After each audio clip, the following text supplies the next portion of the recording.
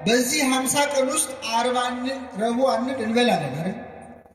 ዓርብ ረቡዕ የማንበላው እነዚህ ሰዎች ትንሽ በጾም ስለተጎዱ ደግሞ ትንሽ እንጠግናቸው ብላ አይደለም ቤተክርስቲያናችን፣ እንደ አንድ ቀን ስለምትቆጥረው ነው። በዚህ 50 ቀን ውስጥ መጾም ማለት ጌታችን በተነሳበት ዕለት በትንሣኤው ቀን እንደ መጾም ስለሚቆጠር እንኳን እኛ ሰብአ ዓለም የምንባለው በዓለም ያለነው ክርስቲያኖች ቀርቶ ገዳማውያኑ ሳይቀር ይህንን አክብረው በትንሣኤ በደስታ በመብል በመጠጥ ያከብሩታልና ለዚህ ታላቅ ዘመን ያደረሰን አምላካችን ስሙ የተመሰገነ ይሁን። ክብር ይግባውና ክርስቶስ ሰክሯል እንዴ? አዎ ሰክሯል። በምን? በጠጅ አይደለም፣ በሰው ልጅ ፍቅር ነው ክርስቶስ የሰከረው። በሁላችን ፍቅር ነው የሰከረው። እሱ የጠጣው ጠጅ አይደለም፣ የሞትን ጽዋ ነው። አባት ሆይ ብትወድስ ይቺ ጽዋ ከኔ ትለፍ፣ ነገር ግን ያንተ ፈቃድ ይሁን እንጂ የኔ ፈቃድ አይሁን ብሎ የሞትን ጽዋ ጠጣ።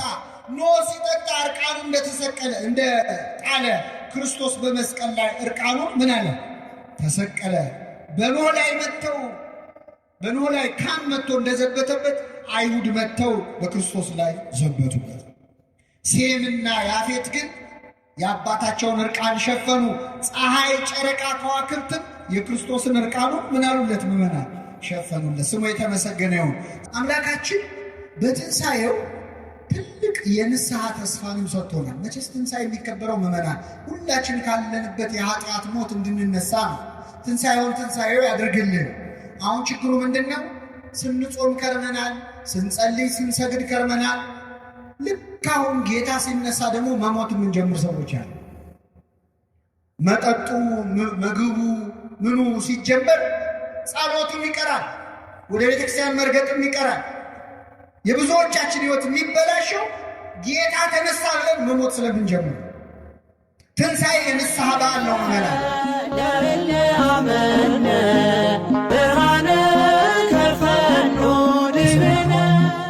ወልድ ወመንፈስ ቅዱስ አሐዱ አምላክ አሜን።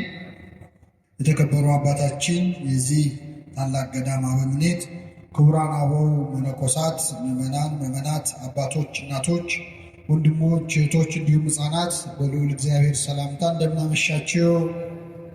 እንደምናመሻችው አሜን። ምሕረት ቸርነቱን አብዝቶ በዕድሜያችን ላይ የዛሬዋን ዕለት ይችን ሰዓት ጨምሮ በቸርነቱ ቅዱስ ቃሉን እንድንሰማ ስሙን እየጠራን እንድናመሰግነው በቤቱ የሰበሰበን የአባቶቻችን አምላክ ልዑለ ባሕርይ እግዚአብሔር ስሙ የተመሰገነ ይሁን።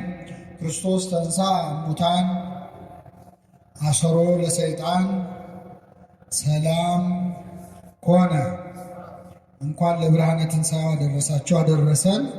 እግዚአብሔር አምላካችን እንደወደደ እንደፈቀደ በሚኖረን አጭር የትምህርት ጊዜ በመዝሙረ ዳዊት መዝሙር 77 ከቁጥር 65 ላይ በሚገኝ ኃይለ ቃል መነሻነት የእግዚአብሔርን ቃል እንማራለን።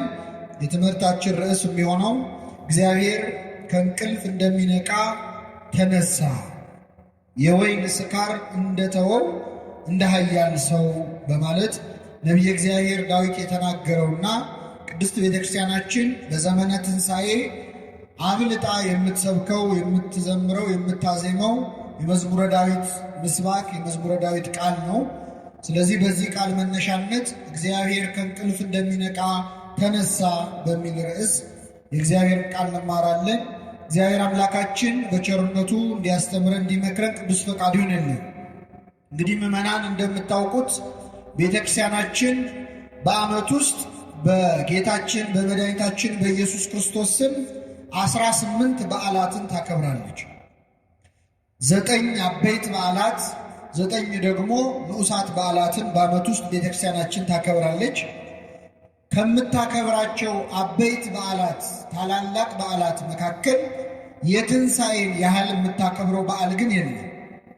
ትንሣኤ በምስራቃውያኑ ሁሉ በምዕራባውያኑ የጌታን ልደት ክሪስማስ ተብሎ በሰፊው የሚከበረው ልደቱ ነው። በእኛ በምስራቃውያን ኦርቶዶክሳውያን ዘንድ በሌሎቹም ምስራቃውያን ሁሉ ዘንድ ከልደቱ በላይ ትንሣኤው አብልጦ ከፍ ብሎ ይከበራል። ለዚህ ማሳያ የሚሆነው የጌታችንን ልደት ስናከብር ታኅሳስ 29 ወይ 28 ለአንድ ቀን እናከብራለን። የጌታችንን ጥምቀት ለአንድ ቀን እናከብራለን ጥር 11። የጌታችንን ትንሣኤ ግን የምናከብረው ለ50 ቀናት ነው።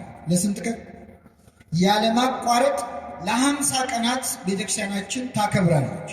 ስለዚህ ጌታ ከተነሳበት ከዕለተ እሑድ ሌሊት አንስቶ እስከ 50 ቀናት ያሉትን ቀናት እንደ አንድ ቀን ነው የምትቆጥራቸው ቤተክርስቲያናችን። ለዚህ ነው በየደቂቃው ክርስቶስ ተነሳ እየተባባልን እንደ አዲስ እንደ ዜና የምንነጋገረው፣ እንደ አዲስ የምናበስረው ያለነው ክርስቶስ በተነሳበት በዕለቱ እንደሆነ ስለምናስብ። ሌላው ማሳያ በዚህ 50 ቀን ውስጥ ዓርብ አንል ረቡዕ አንል እንበላለን አይደል? ዓርብ ረቡዕ የማንበላው እነዚህ ሰዎች ትንሽ በጾም ስለተጎዱ ደግሞ ትንሽ እንጠግናቸው ብላ አይደለም ቤተክርስቲያናችን፣ እንደ አንድ ቀን ስለምትቆጥረው ነው። በዚህ 50 ቀን ውስጥ መጾም ማለት ጌታችን በተነሳበት ዕለት በትንሣኤው ቀን እንደ መጾም ስለሚቆጠር እንኳን እኛ ሰብአ ዓለም የምንባለው በዓለም ያለነው ክርስቲያኖች ቀርቶ ገዳማውያኑ ሳይቀር ይህንን አክብረው በትንሣኤ በደስታ በመብል በመጠጥ ያከብሩታልና ለዚህ ታላቅ ዘመን ያደረሰን አምላካችን ስሙ የተመሰገነ ይሁን። እንግዲህ ነገረ ትንሣኤው እጅግ በጣም ጥልቅ ነው። ስለ ክርስቶስ ትንሣኤ ብዙ ነገር የተባለለት ነው። ቤተ ክርስቲያን ይህንን ያህል ስለ ትንሣኤ ቦታ የምትሰጠው ምዕመናን ሃይማኖታችንን ምን ብለን ነው የምንጠራት? ኦርቶዶክስ ተዋህዶ። ኦርቶዶክስ ተዋህዶ ነው ሃይማኖቴ እንላለን። ክርስቶስ ባይነሳ ኖሮ ግን የሃይማኖታችን ስም ይላል ቅዱስ ጳውሎስ ከንቱ ይሆን ነበር። ምን ከንቱ? እስቲ በሉ ከኔ ጋር ክርስቶስ ካልተነሳማ እምነታችን ከንቱ ናት። ልብ አድርጉ። ኦርቶዶክስ ተዋህዶ መባሉ አይቀርና ርትዕት መባሉ አይቀርና የቀናች መባሉ አይቀርና ምን ትሆን ነበር? ከንቱ ይሆን ነበር።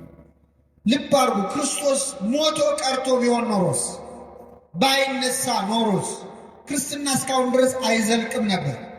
ስለዚህ ከመወለዱ በላይ ትንሣኤው ክርስትናን በዓለም እንዲስፋፋ አድርገውታል። ሐዋርያት ክርስቶስ ሞቶ ቢቀር ኖሮ ምን አፋለን ብለው ዞረው ይሰብኩ ነበር። ወደ ቀድሞ ስራቸው ነበር የሚመለሱት። አሳ አጥማጆቹ አሳ ወደ ማጥመዳቸው፣ ልብ አድርጉ። ቀራጮቹ ወደ ቀራጭነታቸው፣ ወደ ማህበራዊ ሕይወታቸው ይመለሱ ነበር።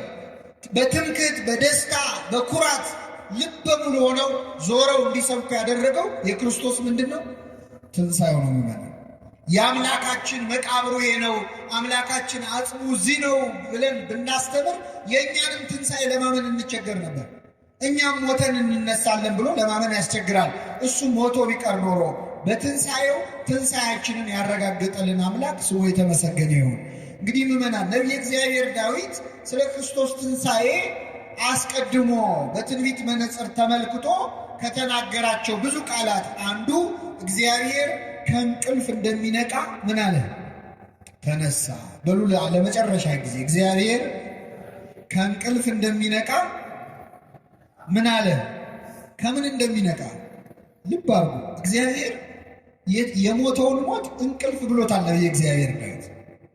ከዚያ የወይን ስካር እንደተወው እንደ ኃያል ሰው ይላል። የእግዚአብሔርን ሞት ሌላው ስካር ብሎ ጠርቶታል።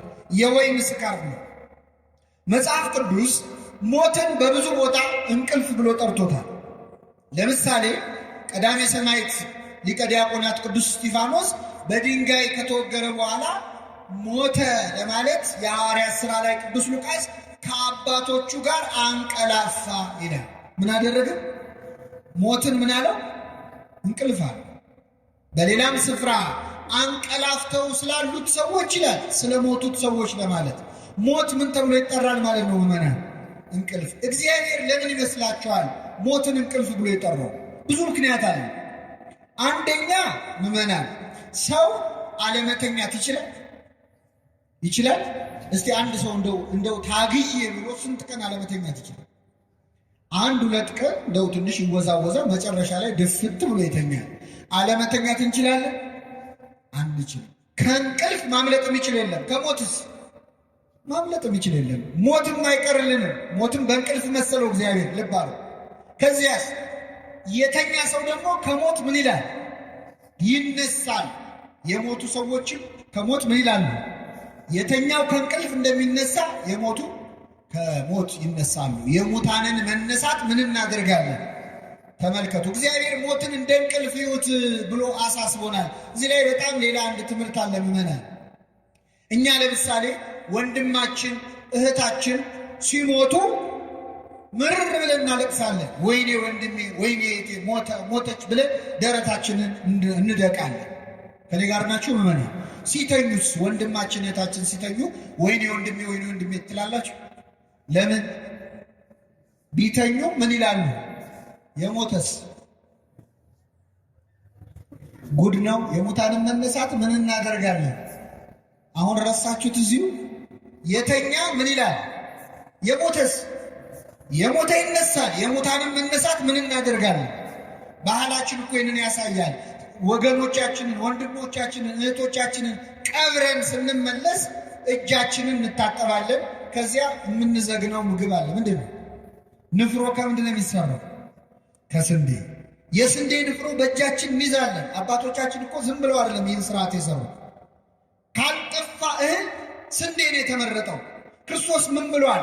የስንዴ ቅንጣት በምድር ላይ ከወደቀች በኋላ መልሳ ያቺ የወደቀችው የበሰበሰችው እህል ዘር ስንዴ መልሳ ምን ትላለች? ትበቅላለች። ስለዚህ ቀብረን ስንመለስ በእጃችን ስንዴውን ስናይ ይሄ ስንዴ ወድቆ ተዘርቶ እንደሚበቅል አሁን የሞተ ወንድሜ፣ አሁን የሞተች እህቴ፣ አሁን የሞተ አባቴ፣ አሁን የሞተች እናቴ ቢሞቱ ዳግመኛ በዕለተ ምጽአት ከሞት ምን ይላሉ? ይነሳሉ። ይህችን ቤተክርስቲያን የሰጠን አምላክ ስሙ የተመሰገነ። በእጅ በምትይዘው ቆሎ የምትሰብክ ቤተክርስቲያን ነች። በእጅ በምትይዘው ንፍሮ ማለት ልባ። ስለዚህ ሞትን በእንቅልፍ እንድንመስለው እግዚአብሔር ፈልጓል። ለእንቅልፍ ደግሞ ምዕመናን በጣም የቀረበው ሞት የክርስቶስ ሞት ነው። የክርስቶስ ሞት ከሌሎች ሙታን ሞት ሁሉ ለእንቅልፍ በጣም የቀረበ ነው። ለምን ካላችሁ እኛ ስንተኛ የምናውቀው ነገር የለም። ከተኛን በኋላ እንነሳል። የክርስቶስ ሞት ለእንቅልፍ የሚቀርበው የተኛ ሰው ምንም ቢሆን ግን እንደው ስትነኩት እጁን እንዲያይል ስትነኩት ይከላከላል። የሆነ ነገር ሲሆን ምንም ቢተኛ ስላልሞተ የሆነ ምልክት ማሳየቱ አይቀርም። ክርስቶስ በስጋው ቢሞትም በመለኮቱ ምንድን ነው? ስለዚህ ሞት ለክርስቶስ ምኑ ነው ማለት ነው? በእውነት እንቅልፉ፣ በእውነት እንቅልፉ። ይህንን የሚያሳይ ታሪክ ወደ ኦሪት ልውሰዳችሁ። ኦሪት ዘፍጥረት ምዕራፍ 2 ላይ የመጀመሪያው አባታችን አዳም ጋብቻ የተመሰረተበት ታሪክ ተጽፏል። አዳም ብቻውን ነበር። ልብ አድርጉ፣ ረዳት አልነበረችው። ስለዚህ እግዚአብሔር ረዳት እንዲሰጠው ወደደ ይላል። በገነት መካከል አዳምን እንቅልፍ አስተኛው። ከጎኑ አንዲት አጥንትን ወሰደና ያችን አጥንት ሴት አድርጎ ሰራት። ወደ አዳምም አመጣት። ይህች አጥንት ከአጥንቴ ናት፣ ይህች ሥጋ ከሥጋዬ ናት፣ ከወንድ ተገኝታለችና ሴት ትባል አለ። ስለዚህ ሰው እናትና አባቱን ይተዋል፣ ከሚስቱም ጋር ይተባበራል፣ ሁለቱም ስንት ሥጋ ይሆናል? አንድ ሥጋ። ጋብቻ የተመሰረተው እንደዚህ። አዳም ሚስት ያገኘው እንዴት ነው ካላችሁ፣ በገነት መካከል እንቅልፍ ተኝቶ። ከኔ ጋር ናችሁ ምዕመናን? አዳም ሚስት እንዴት አገኘ? ምን አድርጎ? ስለዚህ አንድ ሰው ሚስት ለማግኘት ምን ማድረግ አለበት? ተኙና ሞክሩት። እንግዲህ መተኛት አለብን ማለት ነው። እንቅልፍ ማለት ሐሳብን መጣል ነው። ባል ሚስትን ሊያገኝ የሚችለው ሐሳቡን በማን ላይ ሲጥል ነው? በጋብቻ የምትጨነቁ ሁሉ ሐሳባችሁን ለእግዚአብሔር ጣሉት፣ እሱ በቸርነቱ ያዘጋጃል፣ ለሁላችን ያዘጋጅልን። አዳም በተኛበት አጥንትን ወስዶ የሁላችን እናትን ሔዋንን ሰራት። አዳም የክርስቶስ ምሳሌ ነው ምዕመናን። አዳም እርቃኑን በገነት መካከል ተኛ። ከጎኑ በተወሰደች አጥንት የሁላችን እናት የሆነች ሔዋን ተገኘች። ክርስቶስም በዕለተ ዓርብ በመስቀል ላይ እርቃኑን ተሰቀለ። ከጎኑ አጥንት አልተወሰደም፣ ግን ከጎኑ ደምና ውሃ ፈሶ ነበር። አልፈሰሰም? ከጎኑ በፈሰሰው ደምና ውሃ የሁላችን እናት ቅድስት ቤተክርስቲያን ተገኝታለች፣ እኛን ወልዳናለች። የሁላችን እናት ጥምቀት ክርስቶስ ተኝቶ ነው። ለዚህ ነው ነቢየ እግዚአብሔር ዳዊት እግዚአብሔር ከእንቅልፍ እንደሚነቃ ምን አለ? ተነሳ አለ። ሁለተኛው ምዕመናን የወይን ስካር እንደተወ እንደ ኃያል ሰው አለ ነቢየ እግዚአብሔር ዳዊት። የክርስቶስን ሞት አንደኛ እንቅልፍ አለው፣ ሁለተኛ ስካር አለው። የክርስቶስ ሞት ስካር ይባላል። እንዴት ካላችሁ አሁን ወደ ኦሪት ልወስዳችሁ ነው። በመጽሐፍ ቅዱስ ለመጀመሪያ ጊዜ የሰከረ ሰው ታሪክ እናገኛለን። አባታችን ኖህ ይባላል። ጻድቁ ኖህ የጥፋት ውሃ ከመጣ በኋላ መርከቢቱን ሰርቶ ብዙ ነፍሳትን ለማዳን ቢሞክር አልሰማ ብለውት 8 ሰዎችንና የዓለምን ሁሉ እንስሳት ሰብስቦ አዳነ። ልብ አድርጉ። በዚህች መርከብ ዓለምን ካዳነ በኋላ ድጋሚ ሕይወት ተጀመረ። ድጋሚ አዲስ ሕይወት፣ አዲስ ዘመን ተጀመረ። በዚያ ዘመን ሲጀመር ኖህ ገበሬ ሆኖ ሥራ መስራት ጀመረ። ገበሬ ሆነ፣ ሰራ፣ ወይንን ተከለ። ወይኑ አፈራለት። ወይኑ ሲያፈራ ወይኑን ከጨመቀ በኋላ ሊጠጣ ፈለገ። የወይን ጠጅ ጠመቀ፣ ጠጣ። በጣም የሚገርማችሁ ኖህ በጠጣው የወይን ጠጅ ምክንያት ሰከረና እርቃኑን ወደቀ ይላል። ከኔ ጋር ናችሁ? ኖህ የለመደ ሰካራም እንዳይመስላችሁ አደራ። ጠጥቶ የማያውቅ ሰው ሆርሞን ሲቀምስ አናቱ ላይ ነው የሚወጣው፣ ታውቃላችሁ። ገና እንደጠጣ እርቃኑን ሆነ። ቅዱስ አምብሮስ የተባለ ልጅ የጥፋት ውሃ ያላሰጠመችው ኖህ በአንዲት ኩባያ የወይን ጠጅ ሰጠመ ይላል። ተዋረደ። ስካር አዋራጅ ነው። እርቃኑን ጣለ። እርቃኑን በጣለ ጊዜ ካም የተባለ ልጁ መጥቶ አየው፣ ሳቀበት ይላል። የአባቱን እርቃን ባየ ጊዜ ሳቀ፣ ተሳለቀ። ለወንድሞቹ ለሴምና ለያፌት ሄዶ ነገራቸው። እነሱ ግን ይህን በሰሙ ጊዜ እንደ ወንድማቸው በአባታቸው እርቃን አልተሳለቁም። ነጠላ ይዘው የኋሊት ሄደው የአባታችንን እርቃንማ በዓይናችን አናይም ብለው የኖህን እርቃን ሸፈኑለት ይላል። ከኔ ጋር ናችሁ ምዕመናን? እግዚአብሔር ከእንቅልፍ እንደሚነቃ ተነሳ። የወይን ስካር እንደተወ እንደ ኃያል ሰው ኖህ ምዕመናን የክርስቶስ ምሳሌ ነው። ኖህ በእንጨት መርከብ ሰርቶ ዓለምን ከጥፋት አዳነ። የእኛ ኖህ አምላካችን መድኃኒታችን ኢየሱስ ክርስቶስ በእንጨት በተሰራ በመስቀሉ ሁላችንን ከጥፋት ውሃ አድኖናል። አላዳነንም? ከኃጢአት ባህር አድኖናል ሁላችንን። ቤተ ክርስቲያንን ሰርቶ ይህች ቤተ ክርስቲያን የኖህ መርከብ ምሳሌ ናት። ግን ደግሞ ትለያለች። ቅዱስ ዮሐንስ አፈወርቅ ይላል ቤተ ክርስቲያንና የኖህ መርከብ ይመሳሰላሉ፣ ግን ይለያያሉ። በምን ካላችሁ ወደ ኖህ መርከብ ጅብ ይገባና ሲወጣም ጅብ ነው። ወደ ኖህ መርከብ ተኩላ ይገባና ሲወጣም ምንድን ነው?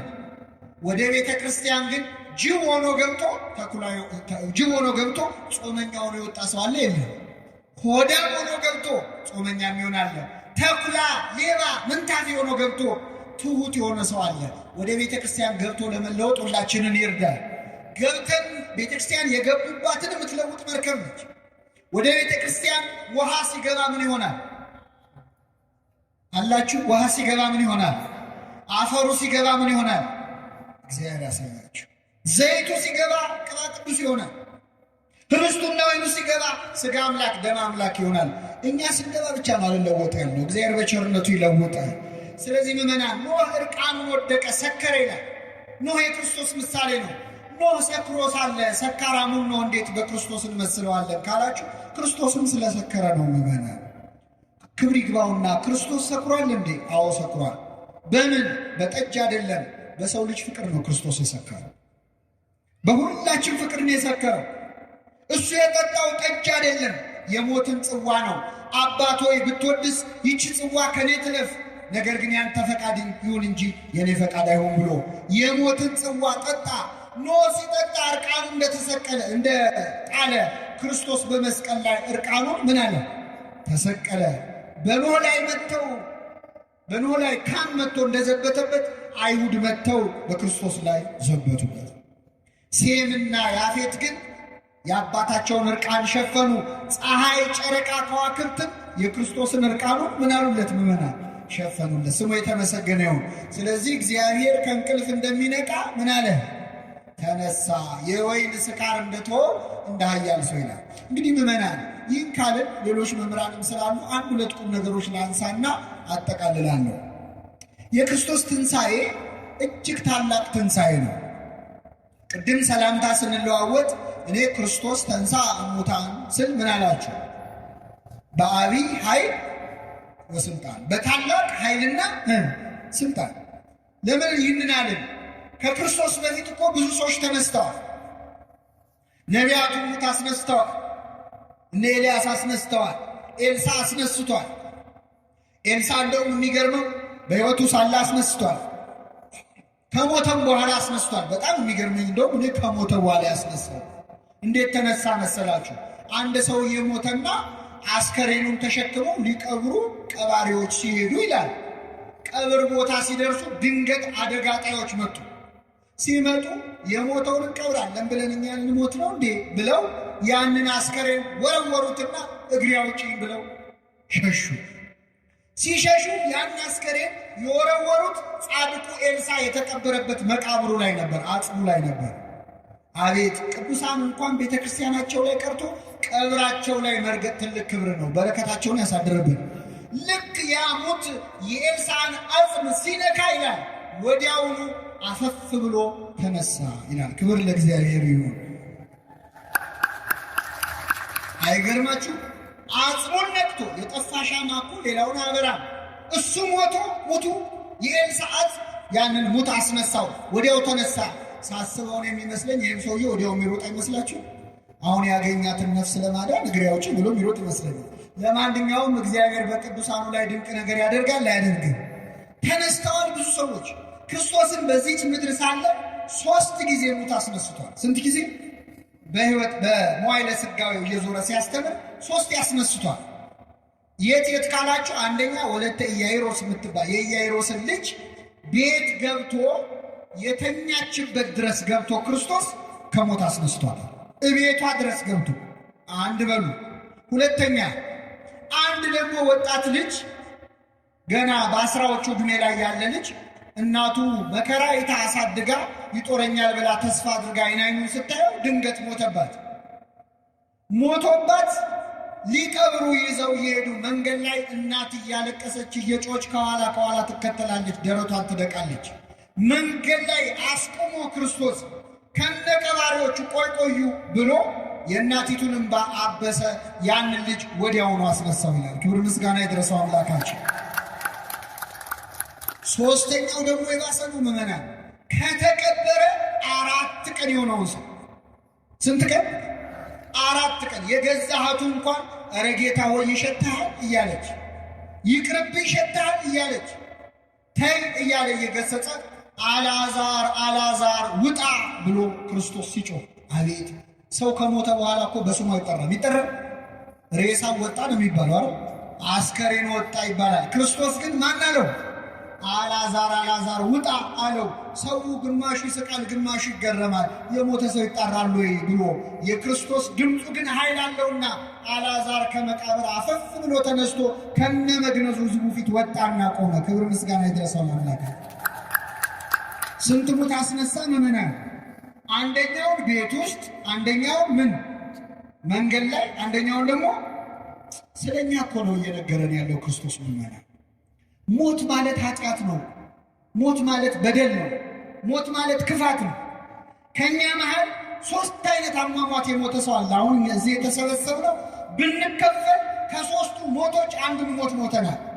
የመጀመሪያው ሞት የሞተችው የቶና ነበረ። ቤት ውስጥ ከቤተ ክርስቲያን ሳንጠፋ የሞቱን ሰዎች እኮ አለ። ጠዋት ማታ እያስቀደስን እያወደስን ከዚህ ሳንለይ ቤት ውስጥ ሆነን ግን በኃጢአታችን ምክንያት የሞትን፣ በበደላችን ምክንያት ከቆሙት ያነስን ሰዎች አሉ። ቤተ ክርስቲያን ውስጥ ሆነን የሞትነውን ይችን ልጅ ያስነሳ አምላክ ሁላችንን በቸርነቱ ያስነሳል። ሁለተኛው ደግሞ ሊቀበር መንገድ ላይ እየሄደ ያለ ማለት ወደ ኃጢአት ዘልቆ ለመግባት መንገድ ይጀምራል። ቤተ ክርስቲያኑ ይቅርብኝ ያለ፣ ጸሎቱ ይቅርብኝ ያለ፣ ቅዳሴው ይቅርብኝ ያለ መንገድ ላይ ያስቆመሃል። እናትህ ቤተ ክርስቲያን እየተከተለች ስታለቅስ አይቶ ክርስቶስ ዝም አይል። ቤተ ክርስቲያን ጥለዋት የሚወጡ ሰዎችን እየተከተለች ታለቅሳለች። ማረው ልጄን እያለች ትጮኻለች፣ ታለቅሳለች። ክርስቶስ ከመንገድ አስቆሞ ወደ ኃጢአት መንገድ የምንሄደውን ሁሉ በቸርነቱ ይመልሳል። 3ኛው የአልዓዛር ሞት ነው ምዕመናን። በኃጢአት ሸተን በስብሰን 4 ቀን ሙሉ የሆነናለን። የተበላሸ ሕይወት ውስጥ የገባን ሰዎች አለን። ሰዎች ሬሳ ያሉ ሙት ያሉ ሰዎች አሉ። ክርስቶስ ግን አይሸተውም። የፈለገ በኃጢአት ብንሸት ብዙ ቀን የሆነ ለእሱ አይሸተውም። በስማችን ይጠራናል። ካለንበት የኃጢአት ሞት ሁላችንም በቸርነቱ ያወጣናል። ለሁላችን ያደርግልን ይህንን። ስለዚህ ከነዚህ ሁሉ ትንሣኤዎች የማን ትንሣኤ ይበልጣል? የክርስቶስ። ክርስቶስ ተንሥአ እሙታን በዐቢይ ኃይል ወሥልጣን። ክርስቶስ በታላቅ ኃይል ስልጣን ተነሳ። ሌላው ምዕመናን ክርስቶስ የተነሳበት ጊዜ አይሁድ መቃብሩን በትልቅ ድንጋይ አዘግተውት ነበር። ይገርማቸው እንደው እንዳይወጣ ብለው ማለት። በተዘጋበት ሰዓት ግን ክርስቶስ ከተዘጋው መቃብር ክፈቱልኝ፣ መግነዝ ፍቱልኝ ሳይል ሞትን ድል አድርጎ ምን አለ? ተነሳ። ሊቃውንተ ቤተ ክርስቲያን ክርስቶስ የተወለደው የሞተውም በአንድ አይነት የተነሳው በአንድ አይነት መንገድ ነው ይላሉ። እንዴት? የተወለደው በኩለ ሌሊት ነበር። ማንም ሳያይ ሳይሰማ በረት ውስጥ በትሕትና ነበር የተወለደው ክርስቶስ። የተነሳውስ በሌሊት ነበር። ሰላም ለትንሣኤከ እንድኅረ ዕለታት ክልኤ ይላል የመልክአ ኢየሱስ ደራሲ። ከሁለት ቀናት በኋላ በሦስተኛው ቀን ለተነሳው ትንሣኤ ሰላም ላለው ይልና አቀብተ መቃብር አይላፍ ሊስሙ ቀርነ ጽዋኤ። መቃብር ጠባቂዎቹ የመለከት ድምፅ ሳይሰሙ በጸጥታ በትሕትና በዝምታ ለተነሳው ትንሣኤ ሰላም ላለው ይላል። የተወለደው በሌሊት ነው፣ የተነሳው በሌሊት ነው። ሁለተኛው ክርስቶስ ሲነሳ መቃብሩ ተዘግቶ ነበር። ከተዘጋው መቃብር ሳያስከፍት ነው የወጣው። ሲወለድም እንደዚህ ነበር ምዕመናን። ማኅተመ ድንግልናሽ ሳይለወጥ ወልድን የወለድሽ እመቤቴ ማርያም ሆይ ምን ይበልሽ? የድንግልናዋን በር ሳይከፍተው የድንግልናዋን ማኅተም ሳይከፍተው በእኩለ ሌሊት የተወለደው አምላክ በእኩለ ሌሊት ደግሞ በተዘጋ መቃብር ተወልዷል። ሲወለድም ሲነሳም ድንቅ ያደረገ አምላክ ነው፣ ስሙ የተመሰገነ ይሁን። አባ ጊዮርጊስ ዘጋስጫ ደግሞ እንዲህ ይለዋል፣ ሦስቱን ደጆች ላልከፈተ የአብን ልጅ አደንቀዋለሁ ይላል። ስንቱን ደጆች? አንደኛው ሲወለድ ነው ይላል። ሲወለድ የድንግልናዋን ማኅተም አልከፈተውም። ሁለተኛው ከመቃብር ሲወጣ ነው፣ እሱንም አልከፈተውም። ሦስተኛው ደግሞ ሐዋርያት በር ዘግተው ቁጭ ብለዋል ነበር። ቢያንኳኳ እንደማይከፍቱ ስላወቀ በተዘጋው በር ዘልቆ ገባ። ስንት በር አልከፈተም ክርስቶስ። ከሦስቱ ግን እኔ የአንዱ ብቻ ነው የሚገርመኝ ይላል አባ ጊዮርጊስ። ከተዘጋ ቤት መግባትማ ሐዋርያትም አድርገውታል። ወደ ተዘጋ ዋሻ መውጣትም ከተዘጋ ዋሻ እነ ዕንባቆም አድርገውታል። ይህ አይደንቀኝም።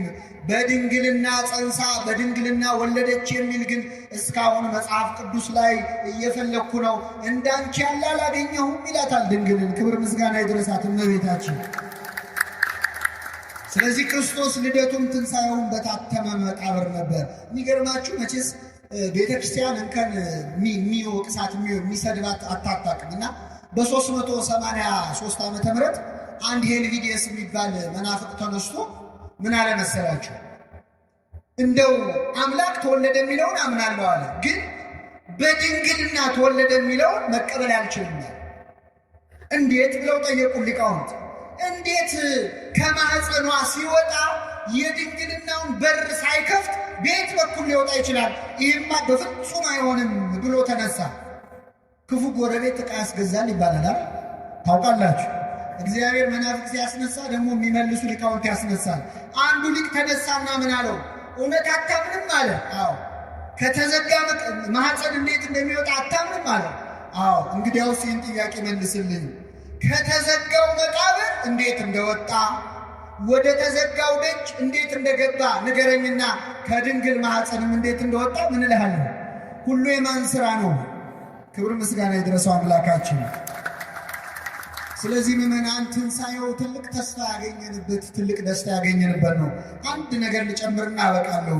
አምላካችን በትንሣኤው ትልቅ የንስሐ ተስፋንም ሰጥቶናል። መቼስ ትንሣኤ የሚከበረው ምዕመናን ሁላችን ካለንበት የኃጢአት ሞት እንድንነሳ ነው። ትንሣኤውን ትንሣኤው ያደርግልን። አሁን ችግሩ ምንድን ነው? ስንጾም ከርመናል፣ ስንጸልይ ስንሰግድ ከርመናል። ልክ አሁን ጌታ ሲነሳ ደግሞ መሞት የምንጀምር ሰዎች አሉ። መጠጡ ምግቡ ምኑ ሲጀመር ጸሎቱም ይቀራል፣ ወደ ቤተክርስቲያን መርገጥም ይቀራል። የብዙዎቻችን ሕይወት የሚበላሸው ጌታ ተነሳ ብለን መሞት ስለምንጀምር። ትንሣኤ የንስሐ በዓል ነው ምዕመናን። የንስሐ በዓል መሆኑን የሚያሳይ በእውነት በዚህ ዕለት የተፈጸመው የቅዱስ ጴጥሮስ ነገር ነው። እንደምታውቁት ምዕመናን ቅዱስ ጴጥሮስ ጌታ ሐሙስ ዕለት ስንት ጊዜ ክዶት ነበረ? 3 ጊዜ። ከመካዱ በፊት ምን አለ? ጌታ ሆይ በሉ እስኪ ሌሎች ሁሉ ቢክዱ እኔ አልክድህም። ጥሩ ነው? ጥሩ አይደለም? ይሄ ንግግር ጥሩ ነው። ግን ጴጥሮስ ያጠፋው ሌሎች ሁሉ ቢክዱ ስላለን ምን ማለት ነው? ሌሎች ደካሞች ናቸው፣ እኔ ምንድን ነኝ? ብርቱ ነኝ። ራሱን ልክ ሌሎችን ዝቅ አደረገ። እነሱም አይክዱም እኔም አልክድም ቢል ምን አለበት? ግን እሱ ራሱን ከፍ አደረገ። አልክድም አለ። ግን ከሌሎች ቀድሞ እሱን የካደው አልክድም ብሎ ከመካድ ይሰውረን ሁላችን። አሁን ምዕመናን አልክድም ትክዳላችሁ አክዱም ብንባል ሁላችንም አንክድም ነው የምንለው። ፈተና ሲመጣ ግን የምንሆነውን የሚያውቀው ማን ነው? ይገርማችኋል። እኔ ያደግኩበት ቤተክርስቲያን ከርቸሌ ሚካኤል ይባላል እና ወህኒ ቤት አለው፣ እስር ቤት አለው እና በዚያ ወህኒ ቤት አንድ ወጣት ፕሮግራም ይመራል። መዝሙር ሰባኪ አንድ ቁጭ ብለው እሱ ፕሮግራም እየመራ መዝሙር እያዘመረ ነው።